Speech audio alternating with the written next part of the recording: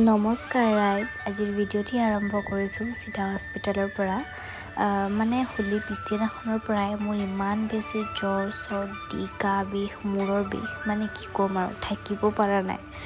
বাট চালোঁ 2-3 দিনমান ভাল পাম নেকি বুলি, পিছে নাই, বেছি হৈ গৈ আছে। আৰু মোৰ মাতটো শুনিও নিশ্চয় ধৰিব পাৰিছে চাগে আপোনালোকে। সেয়েহে আজি ডক্টৰৰ ওচৰলৈ গ'লোঁ, ডক্টৰক দেখালোঁ আৰু ডক্টৰৰ পৰা আহি মই খালোঁ মেগী, খাই মই পূৰা হৈ গৈছিলোঁ। আৰু সন্ধিয়া চাওকচোন ওলাই গৈছিলোঁ, যাওঁতে কপালত কি ডাঙৰ চুমা এটা দি থৈ গ'ল মহে মোক। আৰু গৈছিলোঁ শিৱ মন্দিৰলৈ, আচলতে বহুত দিন যোৱা হোৱা নাছিলে, কিয়নো হোলীত যিহেতু ঘৰত এইকেইদিন পূৰা ব্যস্ত হৈ আছিলোঁ, তো সেয়েহে যোৱা হোৱা নাছিলে। আজি গ'লোঁ বহুত দিনৰ মূৰত, আৰু তাৰ পৰা গ'লোঁ মই চিধা চুপ খাবলৈ, কিয়নো মুখত অকল জ্বলা টেষ্টটোহে লাগে, বাকী একো টেষ্ট মই নাপাওঁ।